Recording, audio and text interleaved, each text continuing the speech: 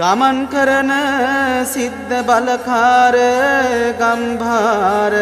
සූනියන් දිව්‍ය රාජෝත්තමයාණන් වහන්සේ විදේශගතව සිටින දුවා දරුවන්ටත් ලංකාවාසී දුවා දරුවන්ටත් අසරණ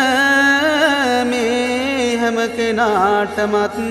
පිහිටවි දිෂ්ටි දිවැස්සෙලා